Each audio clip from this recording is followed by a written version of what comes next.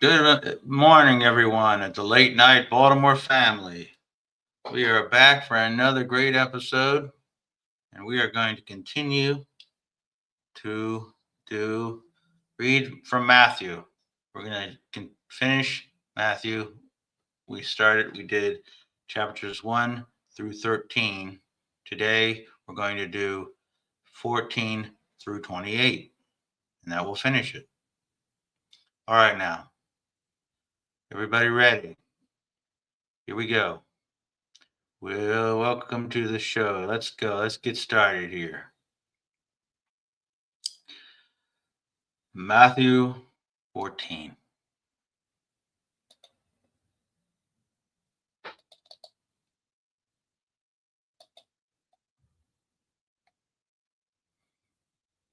Okay. And we begin. At that time, Herod, the tetrarch, heard the news about Jesus and said to his servants, "This is John the Baptist. He has risen from the dead, and that is why miraculous powers are at work in him. For Herod had seized John and bound him and put him in prison because of Herodias, the wife of his brother Philip.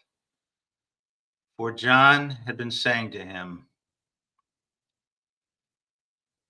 'It is not lawful for you to have her.'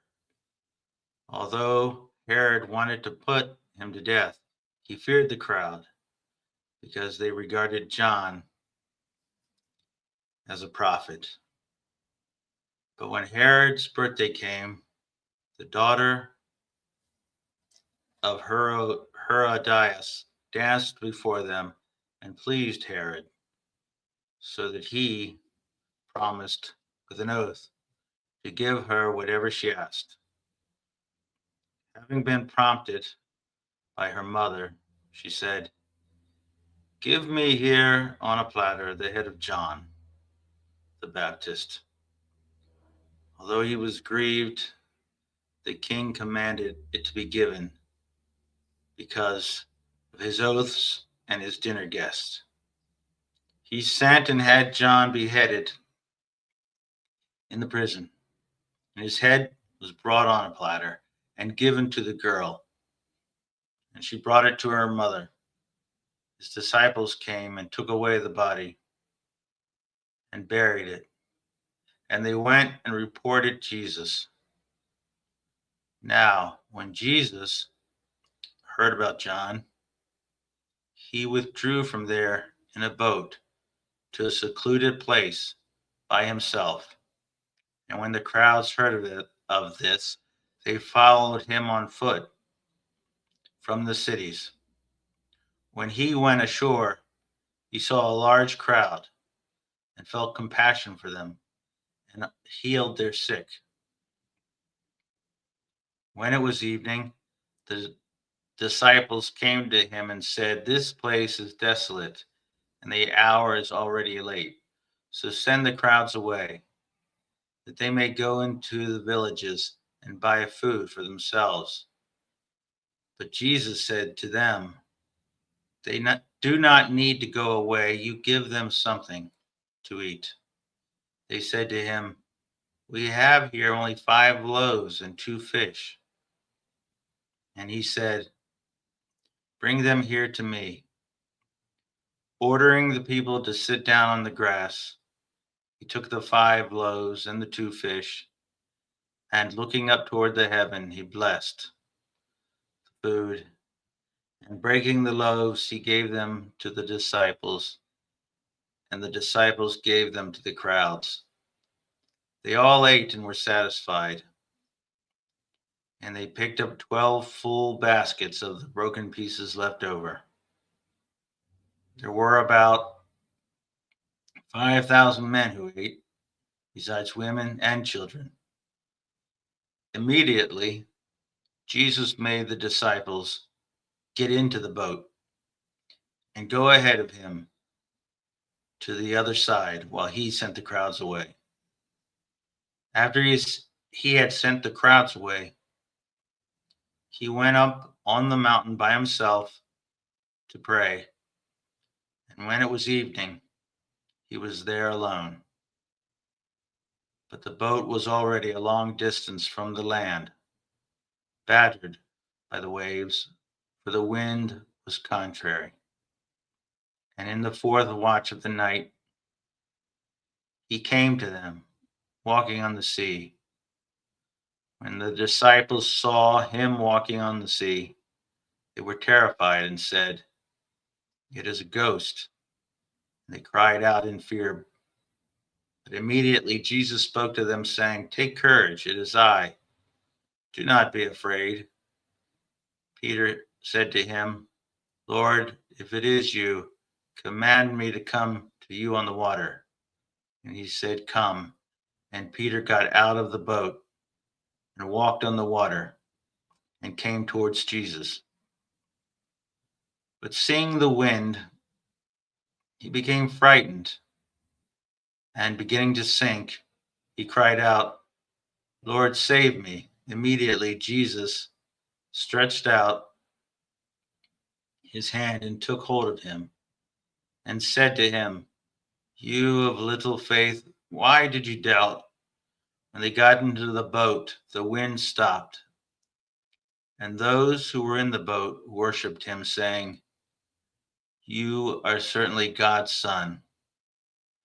When they had crossed over, they came to a land at Gennesaret. And when the men of that place recognized him, they sent word into all that surrounding district and brought to him all who were sick. And they implored him that they might just touch the fringe of his cloak. And as many as touched it were cured. That is the end of Matthew 14. Next, we do Matthew 15. So we will go to Matthew 15 and we will come up with a new background for Matthew 15, chapter 15. Pretty cool, huh? Yeah, it's cool. Okay. Make sure this is all working here. Get this going. And let's find a cool background.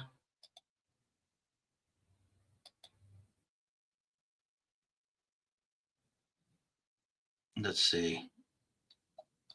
How about this right here? That's kind of cool. Those are some row houses in Baltimore.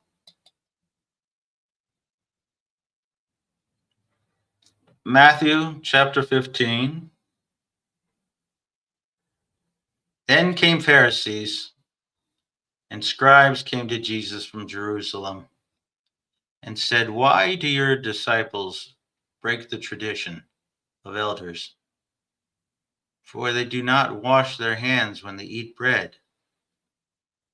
But he answered and said to them, "Why do you yourselves transgress the commandment of God for the sake of your own tradition? For God said, 'Honor your father and mother,' and he who speaks evil of father or mother is to be put to death. But you say, 'Whoever says to his father or mother, whatever I have that would help you has been given to God,' he is not to honor his father or his mother. And by this you invalidated the word of God for the sake of your tradition. You hypocrites! Rightly did Isaiah prophesy of you. This people honors me with their lips. Their heart is far away from me, but in vain do they worship me, teaching as doctrines of the precepts of men." After Jesus called the crowd to him, he said to them, "Hear and understand. It is not what enters into the mouth that defiles the man, but what proceeds out of the mouth. This defiles the man. And the disciples came and said to him, "Do you know that the Pharisees were offended when they heard this statement?" But he answered and said, "Every plant which my heavenly Father did not plant shall be uprooted. Let them alone. They are blind guides of the blind. And if a blind man guides a blind man, both will fall into a pit." Peter said to him, "Explain the parable to us." Jesus said, "Are you still lacking in understanding also? Do you not understand that everything that goes into the mouth passes into the stomach and is eliminated? But the things that proceed out of the mouth come from the heart, and those defile the man. For out of the heart come evil thoughts, murders, adulteries, fornications, thefts, false witness, slanders. These are the things which defile the man. But to eat with unwashed hands does not defile the man. Jesus went away from there and withdrew to the region of Tyre and Sidon. And a Canaanite woman from that region came out and began to cry out, saying, "Have mercy on me, Lord, Son of David. My daughter is cruelly demon possessed." But he did not answer her a word. And his disciples came and implored him, saying, "Send her away, because she keeps shouting at us." But he answered and said, "I was only sent to the lost sheep of the house of Israel." But she came and began to bow down before him, saying, "Lord, help me." And he answered and said, "It is not good to take the children's bread and throw it to the dogs." But she said, "Yes, Lord. But even the dogs feed on the crumbs which fall from their master's table." Then Jesus said to her, "O woman, your faith is great. It shall be done for you as you wish." And her daughter was healed at once.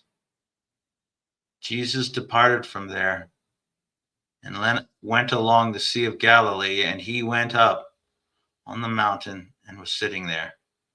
And large crowds came to him, bringing with them those who were lame, crippled, blind, mute, and many others. And they laid them down at his feet, and he healed them. So the crowd marveled as they saw the mute speaking, the cripple restored, and the lame walking, and the blind seeing. And they glorified the God of Israel. And Jesus called its disciples to him and said, "I feel compassion for the people, because they have remained with me now 3 days and have nothing to eat. And I do not want to send them away hungry, for they might faint on the way." The disciples said to him, "Where would we get so many loaves in this desolate place to satisfy such a large crowd?" And Jesus said to them, "How many loaves do you have?" And they said, "7 and a small fish." And he directed the people to sit down on the ground, and he took the 7 loaves and the fish, and giving thanks, he broke them and started giving them to the disciples, and the disciples gave them to the people. And they all ate and were satisfied, and they picked up what was left over of the broken pieces, 7 large baskets full. And those who ate were 4,000 men, besides women and children. And sending away the crowd, Jesus got into the boat and came to the region of Magadan.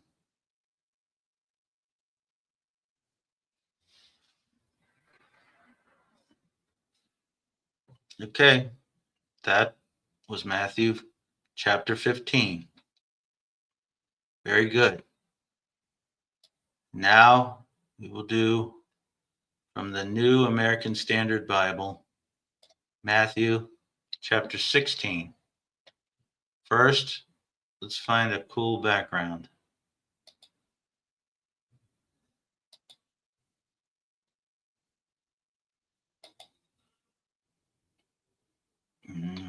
How about this right here? Yeah, that's cool. All right, 16 it is.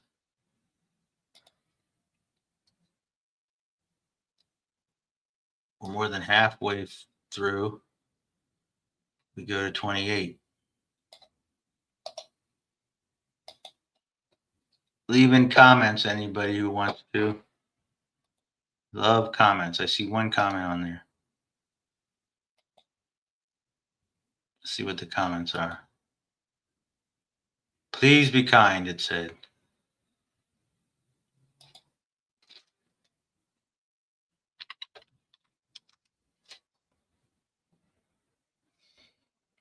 Please be kind. Okay. Now, let's go back to Matthew chapter 16. Let me get some refreshing cola.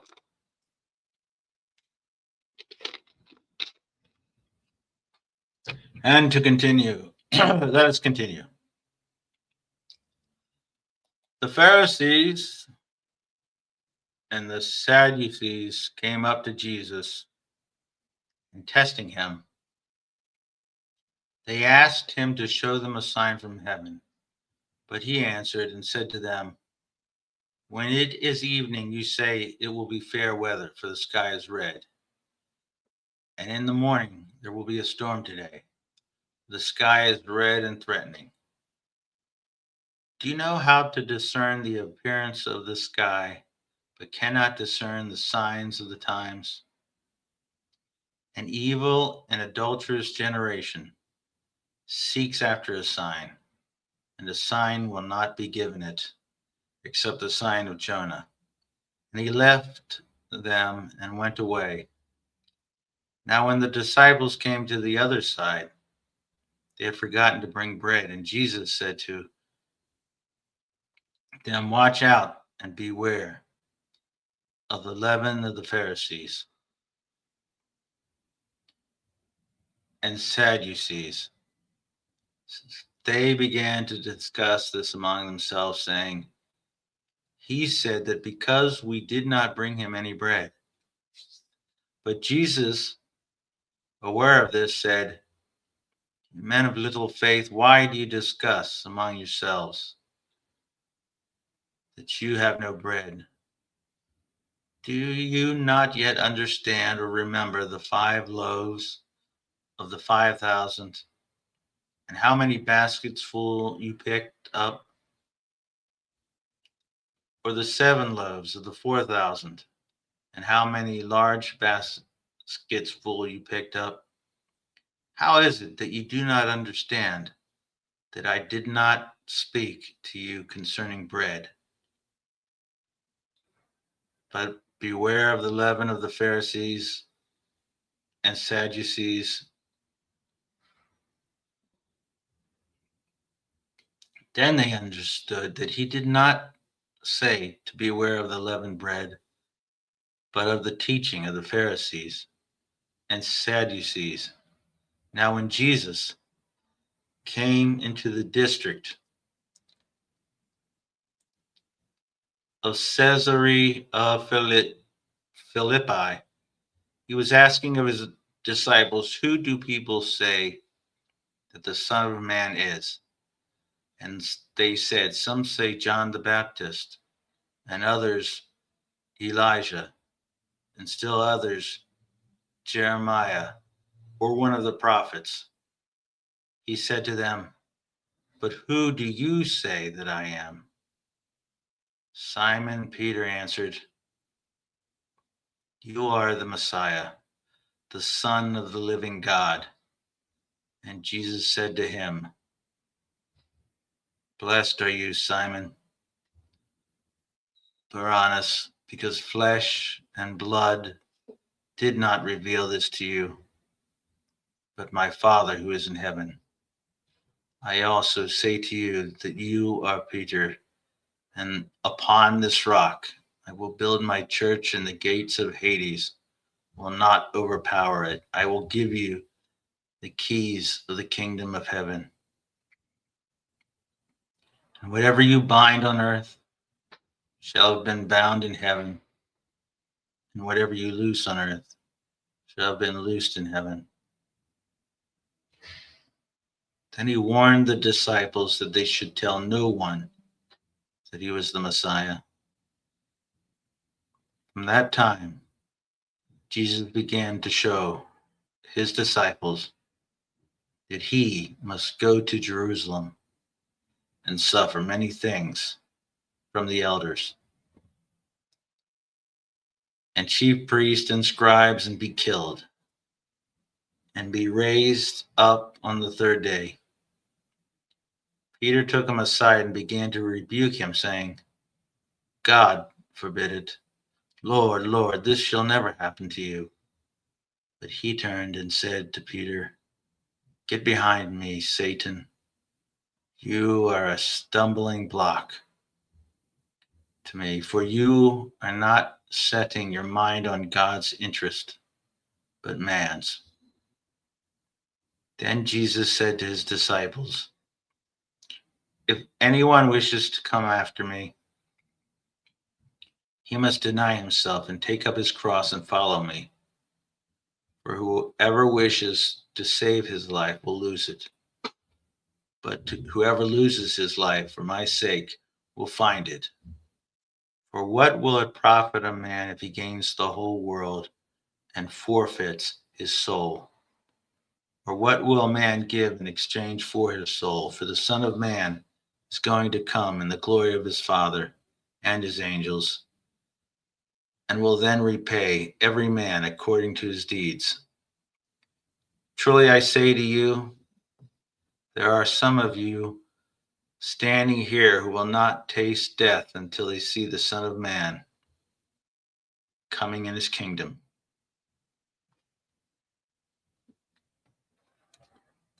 And that's Matthew 16. Now we must go to Matthew chapter 17. We're rolling along now, everybody. We're doing it now. Oh boy. The boy. Here we go. Chapter 17, Matthew.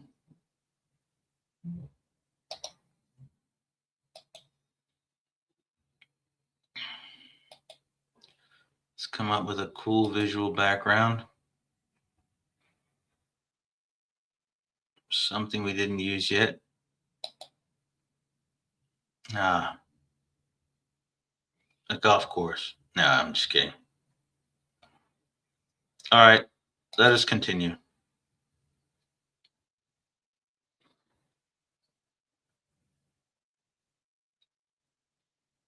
Matthew chapter 17. 6 days later, Jesus took him, Peter and James and John his brother, and led them on a high mountain by themselves.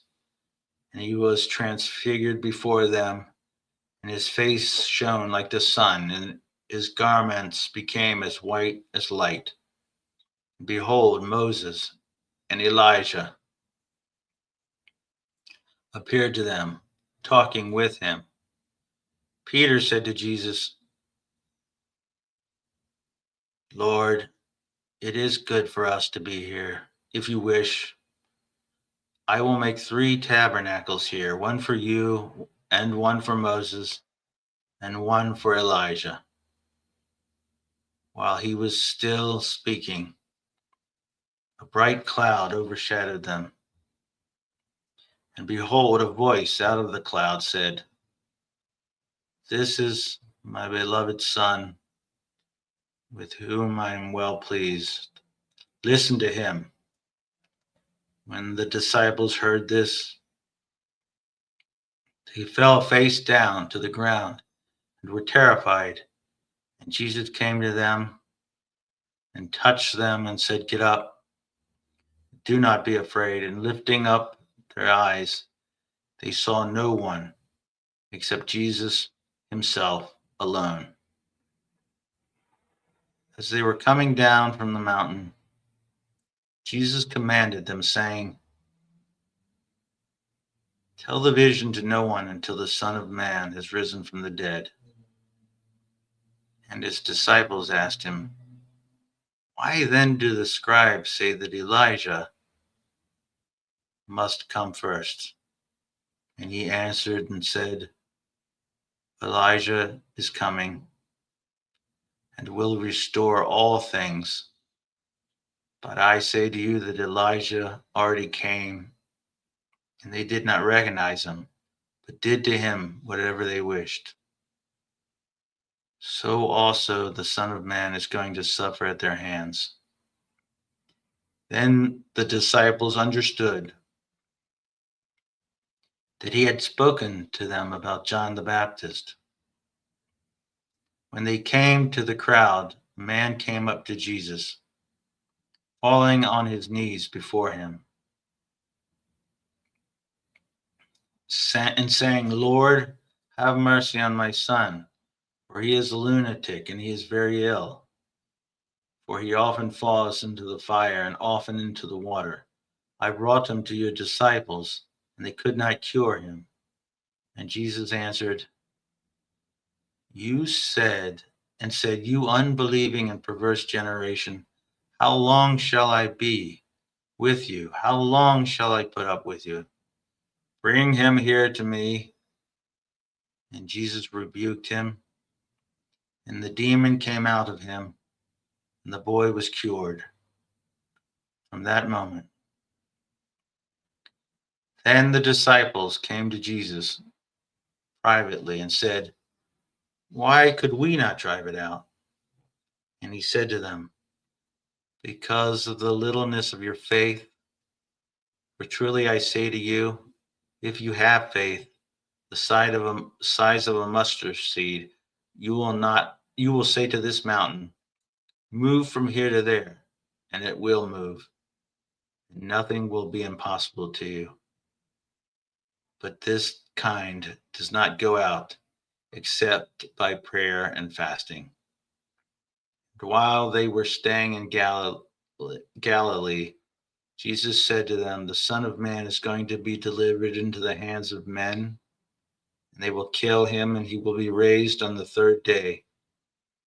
And they were deeply grieved. When they came to Capernaum, those who collected the 2 drachma tax came to Peter and said, "Does your teacher not pay the 2 drachma tax?" He said, "Yes."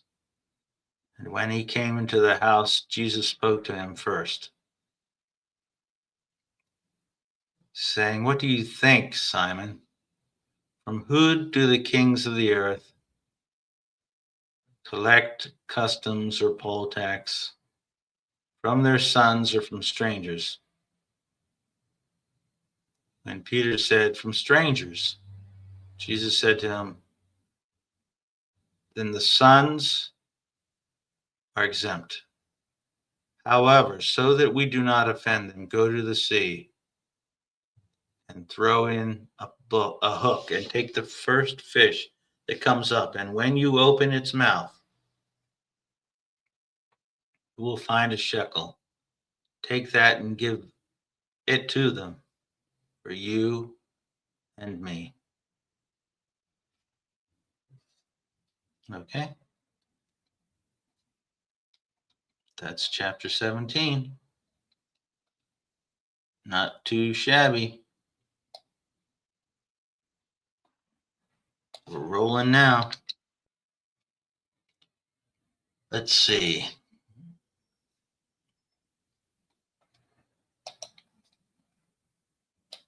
Let's get some image on here. New image.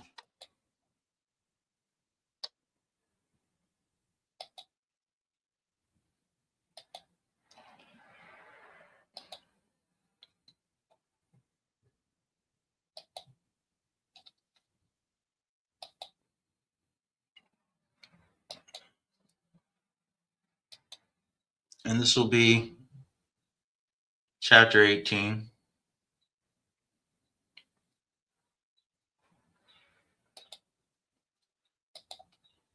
Hold on, everybody. We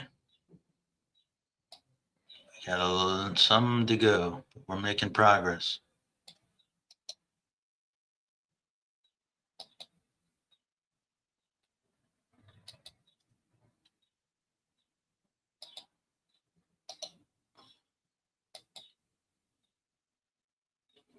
Okay, this is it.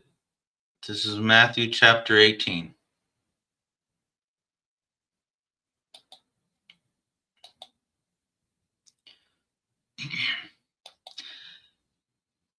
At the time, the disciples came to Jesus and said, "Who then is the greatest in the kingdom of heaven?" And he called a child to himself and set before them and said, "Truly I say to you, unless you are converted and become like children, you will not enter the kingdom of heaven. Whoever then humbles himself as this child, he is the greatest in the kingdom of heaven. And whoever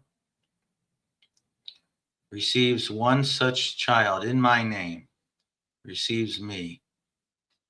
But whoever causes one of these little ones who believe in me to stumble, it would be better for him to have a heavy millstone hung around his neck and to be drowned in the depth of the sea. Woe to the world because of its stumbling blocks. For it is inevitable that stumbling blocks come out. But woe to that man through whom the stumbling block comes.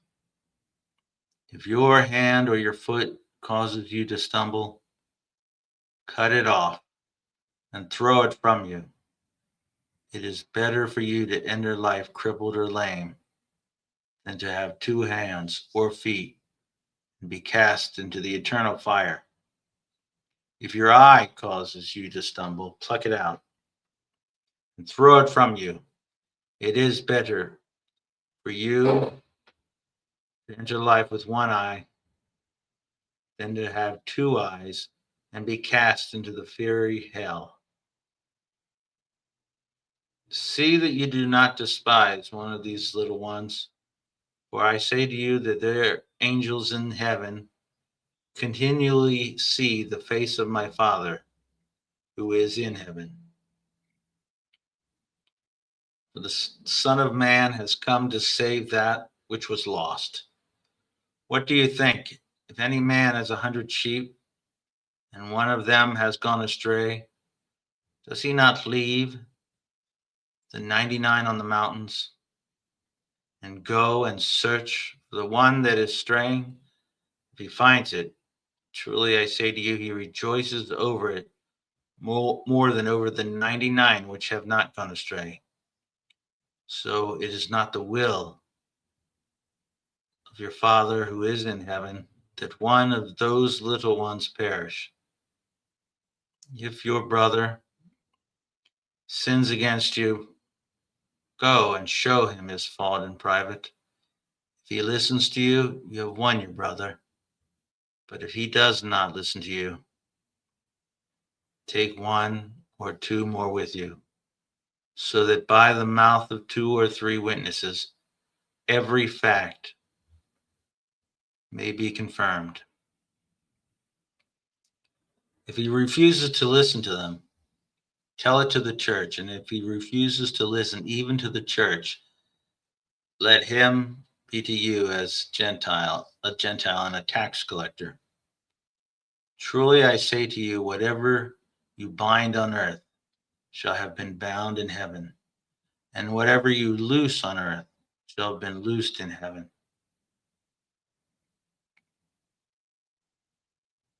Again, I say to you that if two of you agree on earth about anything that they may ask, it shall be done for them by my Father who is in heaven. For where two or three have gathered together in my name, I am there in their midst. Then Peter came and said to him, Lord, how often shall my brother sin against me and I forgive him? Up to 7 times? Jesus said to him, I do not say to you up to 7 times, but up to 70 times 7. For this reason, the kingdom of heaven may be compared to a king who wished to settle accounts with his slaves. When he had begun to settle them, one who owed him 10,000 talents was brought to him. But since he did not have the means to repay, his Lord commanded him to be sold, along with his wife and children and all that he had, and repayment to be made. So the slave fell to the ground and prostrated himself before him, saying, have patience with me, and I will repay you everything. And the Lord of that slave felt compassion for him and released him and forgave him the debt. But that slave went out and found one of his fellow slaves who owed him 100 denarii, and he seized him and began to choke him, saying, pay back what you owe. So his fellow slave fell to the ground and began to plead with him, saying, have patience with me, and I will repay you. But he was unwilling and went and threw him in prison until he should pay back what he was owed. So when his fellow slaves saw what had happened, they were deeply grieved and came and reported to their Lord all that had happened. Then summoning him, his Lord said to him, you wicked slave, I forgave you all that debt because you pleaded with me. Should you not also have had mercy on your fellow slave in the same way that I had mercy on you? And his Lord, moved with anger, handed him over to the torturers until he should repay all that was owed him. My heavenly Father will also do the same to you if each of you does not forgive his brother from your heart. Okay, that's Matthew 18, chapter 18.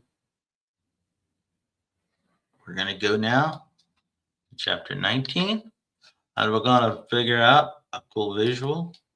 Don't worry. We're coming and making progress now. We're doing pretty good. Chapter 19 now.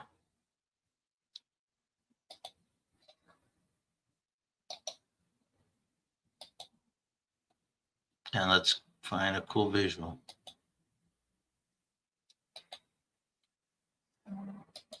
That's cool there. How about the woods?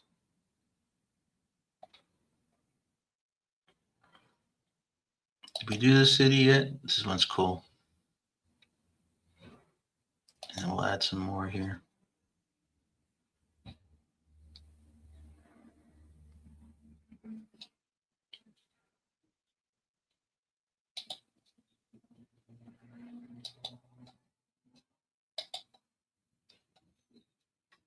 All right. We are going to do the city one for this one.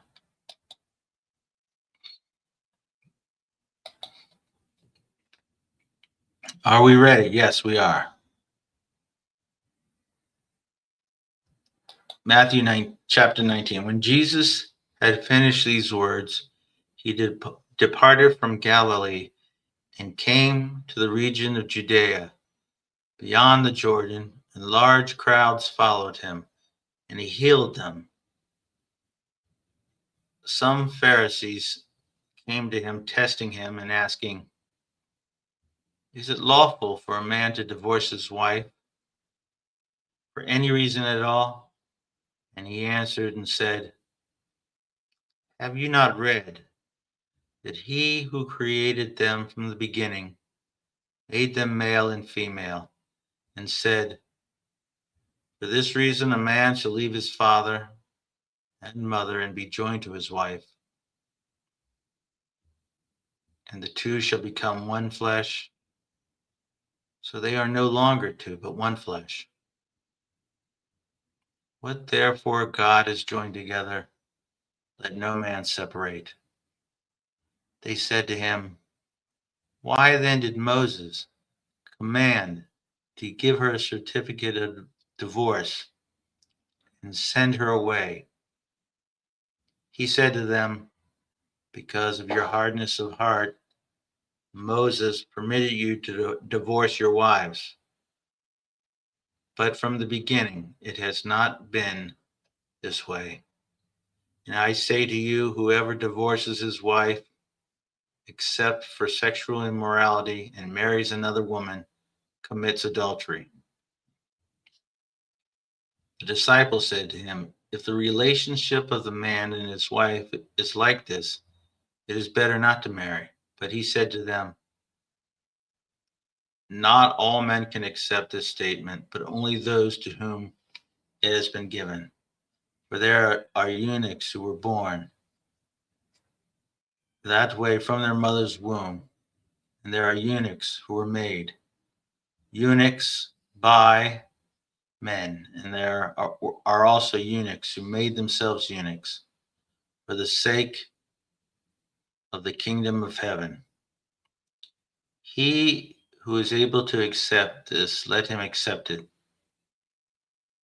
Then some children were brought to him so that he might lay his hands on them and pray. And the disciples rebuked them. But Jesus said, "Let the children alone, and do not hinder them from coming to me. For the kingdom of heaven belongs to such as these."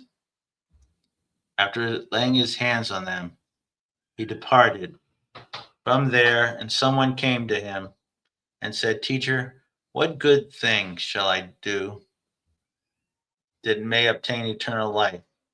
And he said to him, "Why are you asking me about what is good? There is only one who is good.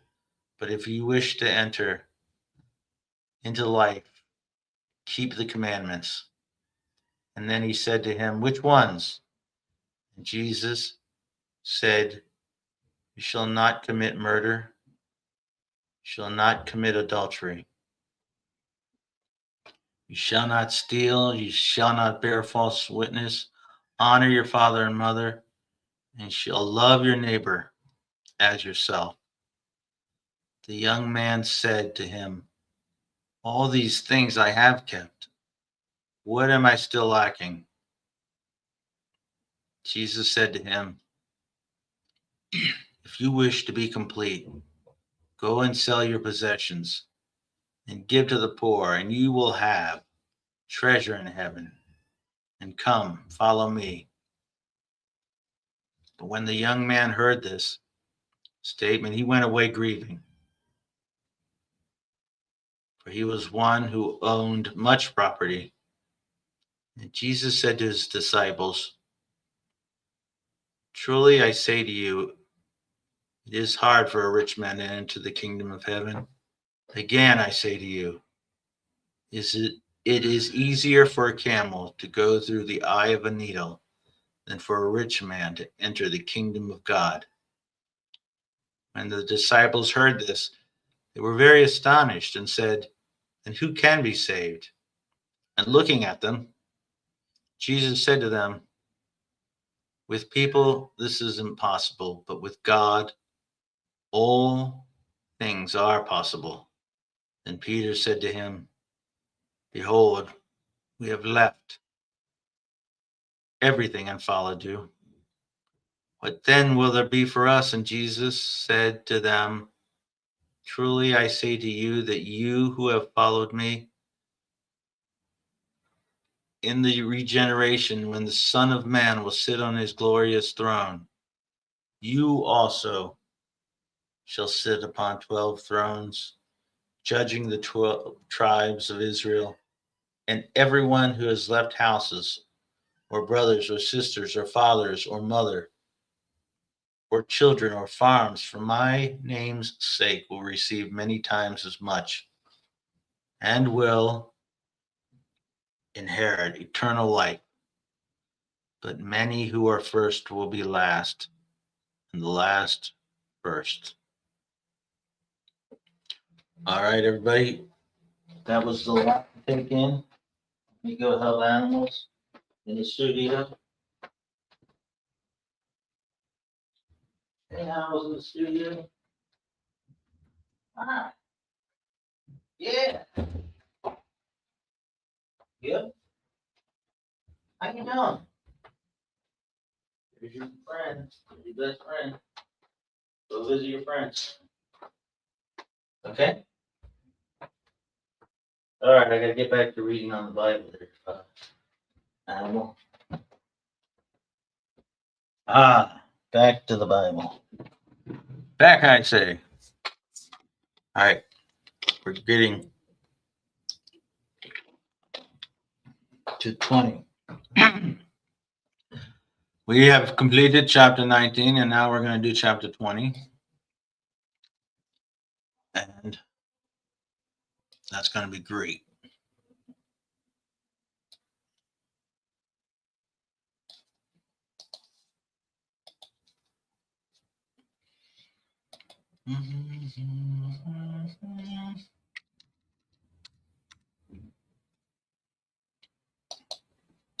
This is chapter 20.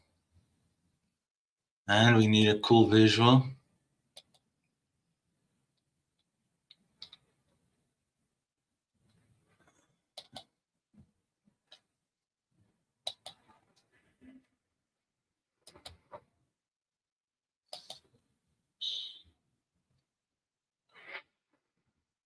All right, that's pretty cool.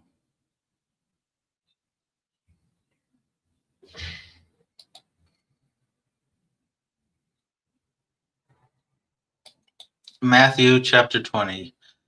The kingdom of heaven is like a landowner who went out early in the morning to hire laborers for his vineyard. When he had agreed with the laborers for a denarius for the day, he sent them into his vineyard.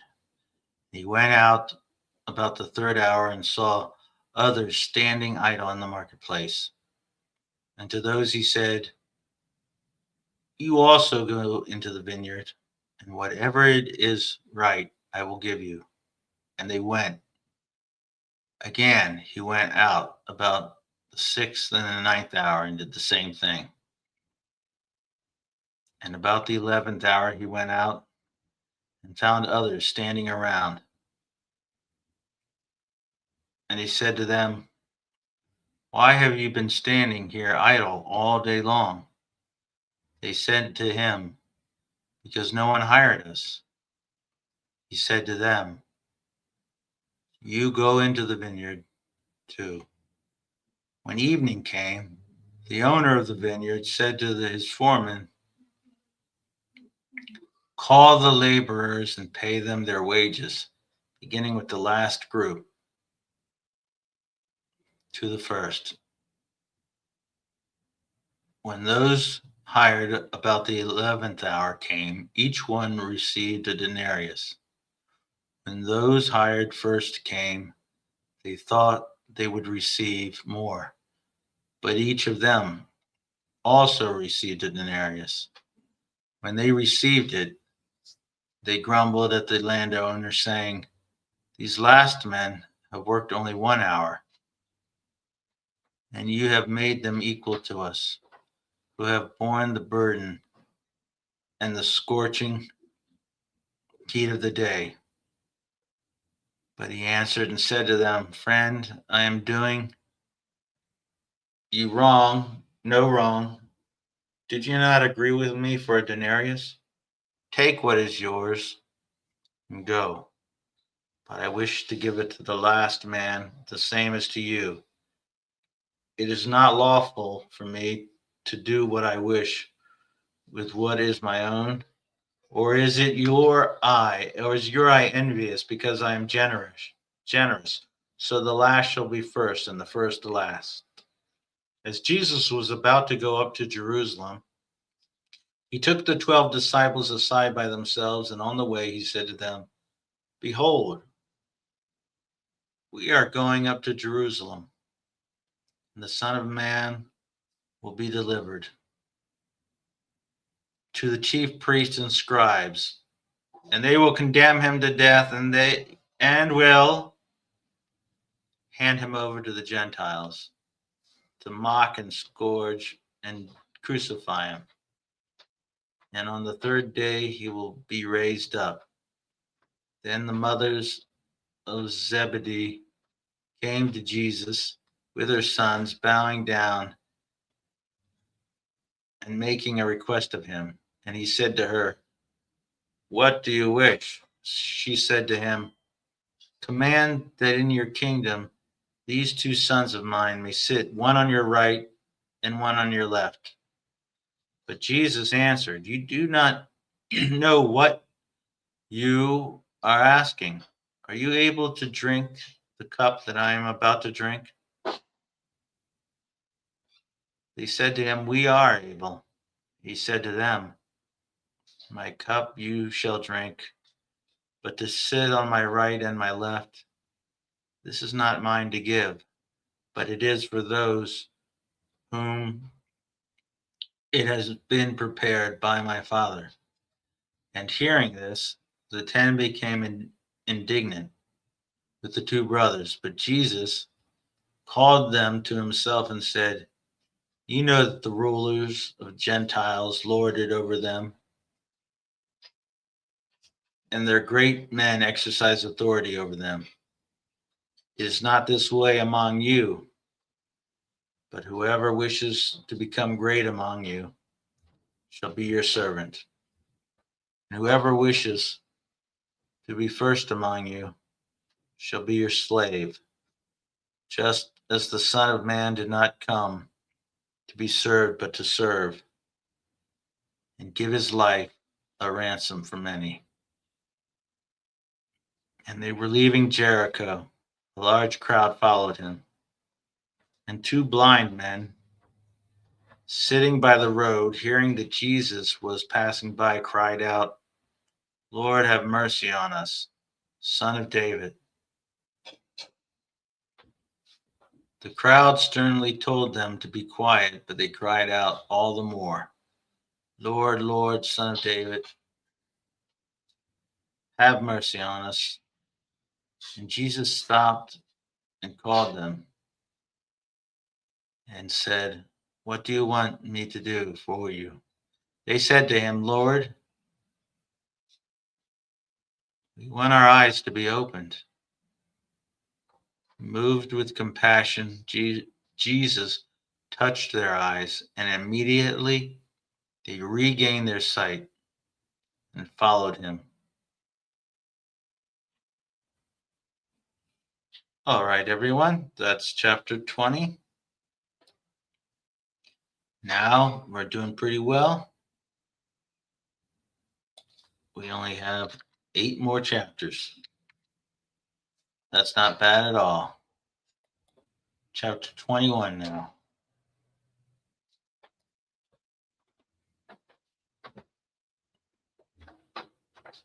In fact, what I'm going to do for this one is combine 21 and 22.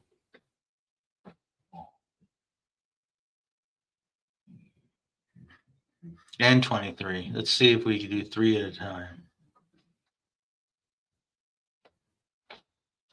because 24, because then they start getting much longer. All right, let's see if this works.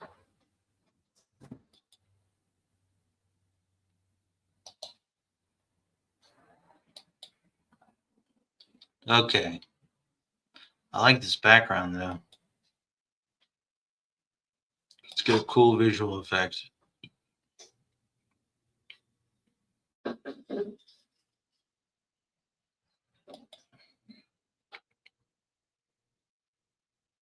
right. This is 3 chapters. 21, 22, and 23. Chapter 21. When they had approached Jerusalem and had come to Bethphage at the Mount of Olives, then Jesus sent 2 disciples, saying to them, "Go into the village opposite you, and immediately you will find a donkey tied there, and a colt with her. Untie them and bring them to me. If anyone says anything to you, you shall say, 'The Lord has need of them,' and immediately he will send them." This took place to fulfill what was spoken through the prophet. "Say to the daughter of Zion, behold, your king is coming to you, gentle and mounted on a donkey, even on a colt, the foal of a beast of burden." The disciples went and did just as Jesus had instructed them, and brought the donkey and the colt and laid their coats on them. And he sat on the coats. Most of the crowd spread their coats in the road, and others were cutting branches from the trees and spreading them in the road. The crowds going ahead of him and those who followed were shouting, "Hosanna to the Son of David. Blessed is he who comes in the name of the Lord. Hosanna in the highest." When he had entered Jerusalem, all the city was stirred, saying, "Who is this?" And the crowds were saying, "This is the prophet Jesus from Nazareth in Galilee." And Jesus entered the temple and drove out all those who were buying and selling in the temple, and overturned the tables of the money changers and the seats of those who were selling doves. And he said to them, "It is written, my house shall be called a house of prayer, but you are making it a robber's den." And the blind and the lame came to him in the temple, and he healed them. But when the chief priests and the scribes saw the wonderful things that he had done, the children who were shouting in the temple, "Hosanna to the Son of David," they became indignant and said to him, "Do you hear what these children are saying?" And Jesus said to them, "Yes, have you never read, 'Out of the mouths of infants and nursing babies you shall have prepared praise for yourself'?" And he left them and went out of the city to Bethany and spent the night there. Now in the morning, when he was returning to the city,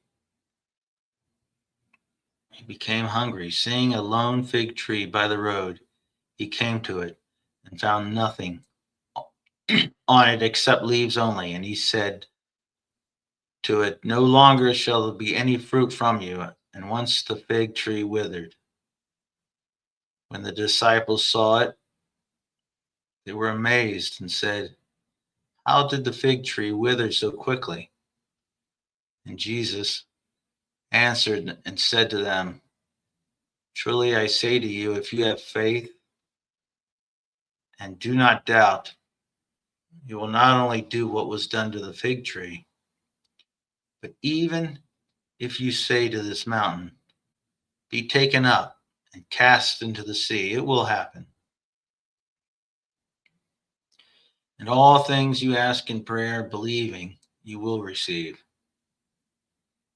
When he entered the temple, the chief priests and the elders of the people came to him while he was teaching and said, by what authority are you doing these things? And who gave you this authority? Jesus said to them, I will ask you one thing, which if you tell me, I will also tell you by what authority I do these things. The baptism of John was from what source, from heaven or from men? And they began reasoning among themselves, saying, if we say from heaven, he will say to us, then why did you not believe him? But if we say from men, we fear the people, for they all regard John as a prophet. And answering Jesus, they said, we do not know. He also said to them, neither will I tell you what authority I do these things. But what do you think? A man who had 2 sons, and he said to the first, came to the first and said, son, go work today in the vineyard. And he answered and said, I will not. But afterward, he regretted it and went. The man came to the second and said the same thing. And he answered, I will, sir. But he did not go. Which of the 2 did the will of his father? He said, the first. Jesus said to them, truly I say to you that the tax collectors and prostitutes will get into the kingdom of God before you. For John came to you in the way of righteousness, and you did not believe him. But the tax collectors and prostitutes did believe him. And you, saying this, did not even feel remorse afterwards so as to believe him. Listen to another parable. There was a landowner who planted a vineyard and put a wall around it, and dug a wine press in it, and built a tower and rented it out to vine growers, and went on a journey. When the harvest time approached, he sent his slaves to the vine growers to receive his produce. The vine growers took his slaves and beat one and killed another and stoned a third and killed another. And he sent another group of slaves larger than the first, and they did the same thing to them. But afterwards he sent his sons to them, saying, they will respect my son. But when the vine growers saw the son, they said among themselves, this is the heir. Come, let us kill him and seize his inheritance. They took him and threw him out of the vineyard and killed him. Therefore, when the owner of the vineyard comes, what will he do to these vine growers? They said to him, he will bring those wretches to a wretched end, and he will rent out the vineyard to other vine growers who will pay him the proceeds at the proper seasons. Jesus said to them, did you never read in the scriptures, the stone which the builders rejected, this became the chief cornerstone.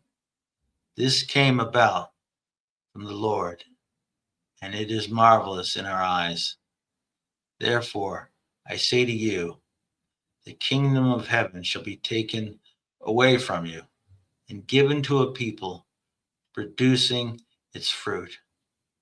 And he who falls on this stone will be broken to pieces, but on whomever it falls, it will scatter him like dust.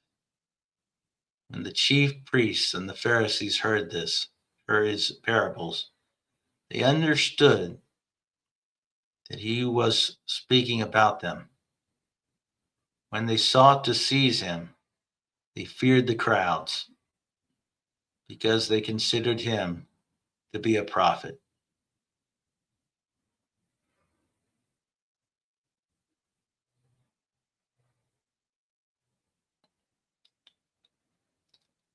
Matthew chapter 22. Jesus spoke to them again in parables, saying, "The kingdom of heaven is like a king who gave a wedding feast for his son.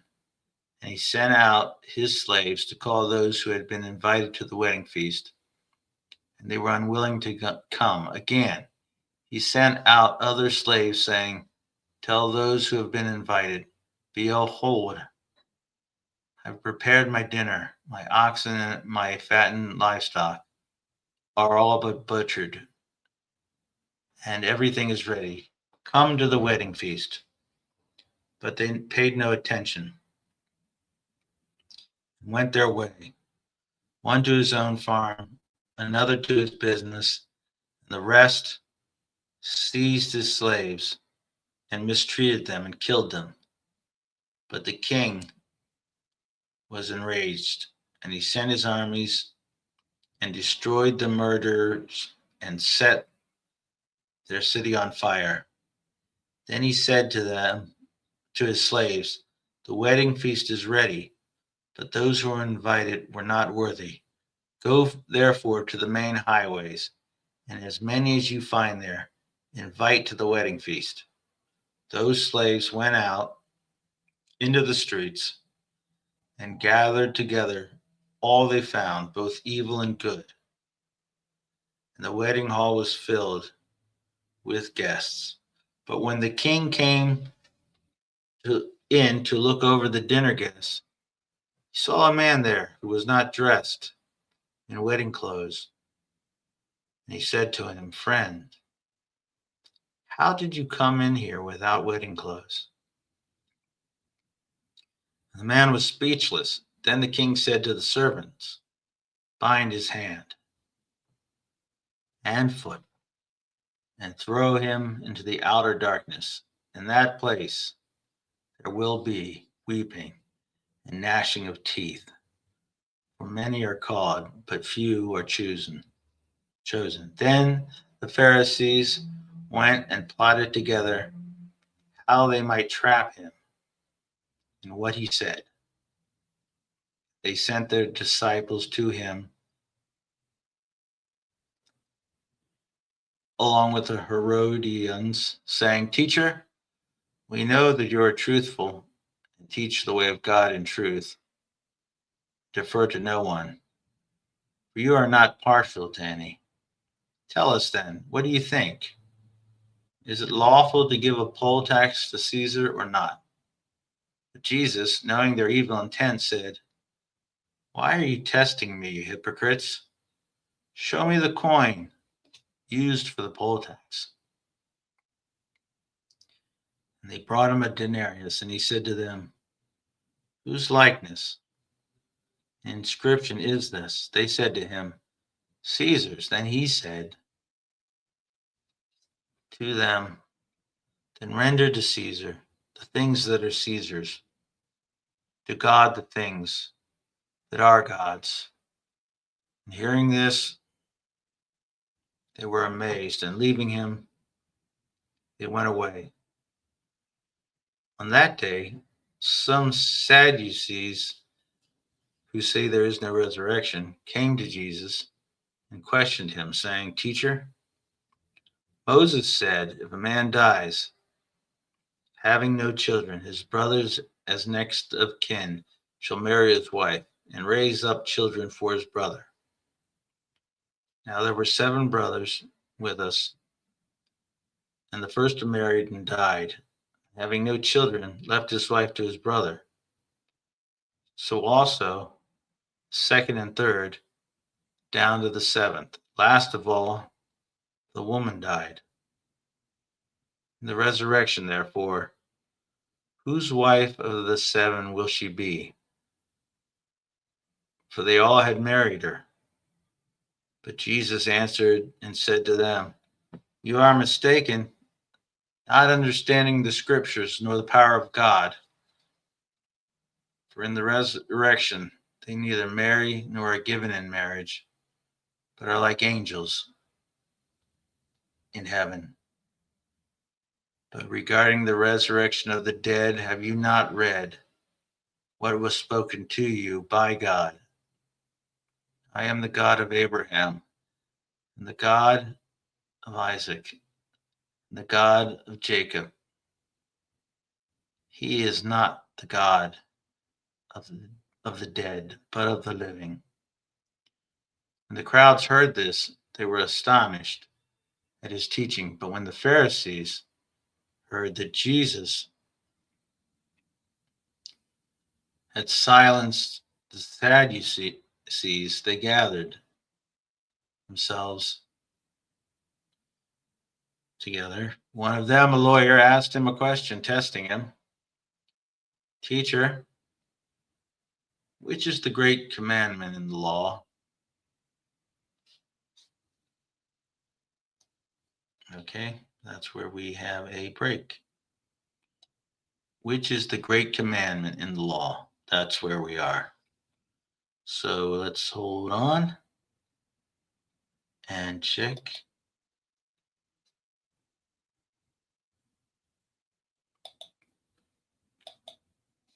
Okay. All right. That was chapter 21 and 22.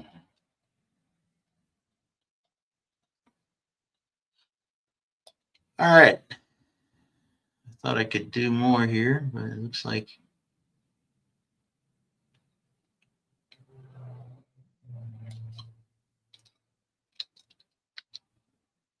all right. Hold on, everybody.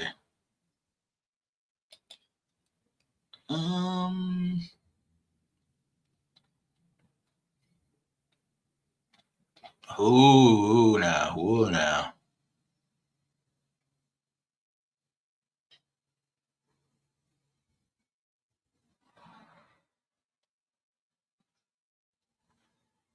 This is important stuff. This is the important stuff. So we'll start with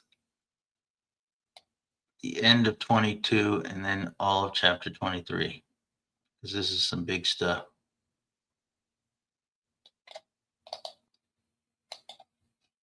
Okay.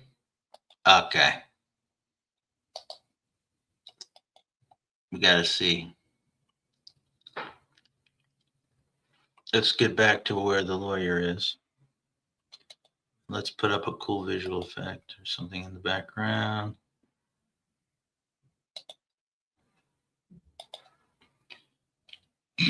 Okay, here we go. One of them, a lawyer, asked him a question, testing him. Teacher, which is the great commandment in the law? And he said to him, shall love the Lord with all your heart and with all your soul and with all your mind. This is the great and foremost commandment. The second is like it. Shall love your neighbor as yourself. On these two commandments depend the whole law and the prophets. Now, while the Pharisees were gathered together, Jesus asked them a question.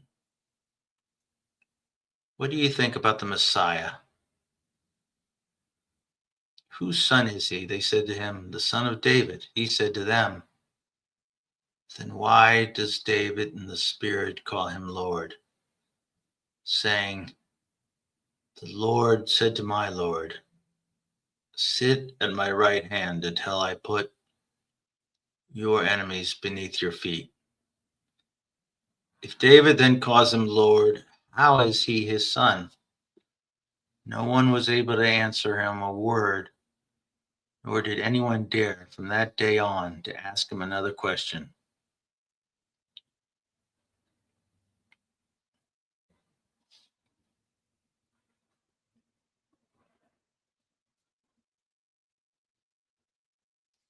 Okay. Chapter 23. Then Jesus spoke to the crowds and his disciples, saying, the scribes and the Pharisees, excuse me, the scribes and the Pharisees have seated themselves in the chair of Moses. Therefore, all that they tell you, do and observe, but do not do according to their deeds, for they say things and do not do them. They tie up heavy burdens and lay them on men's shoulders, but they themselves are unwilling to move them with so much as a finger. But they do all their deeds to be noticed by men, for they broaden the phylacteries and lengthen the tassels of their garments. They love the place of honor at banquets, the chief seats in the synagogues, and respectful greetings in the marketplaces, and being called rabbi by men. But do not be called rabbi, for one is your teacher, and you are all brothers. Do not call anyone on earth your father, for one is your Father, he who is in heaven. Do not be called leaders. One is your leader, that is Christ. But the greatest among you shall be your servant. Whoever exalts himself shall be humbled, and whoever humbles himself shall be exalted. Woe to you, scribes and Pharisees, hypocrites, because you shut off the kingdom of heaven from people. For you did not enter in yourselves, nor do you allow those who are entering to go in. Woe to you, scribes and Pharisees, hypocrites, because you devour widows' houses, and for pretense you will make long prayers, and therefore you will receive greater condemnation.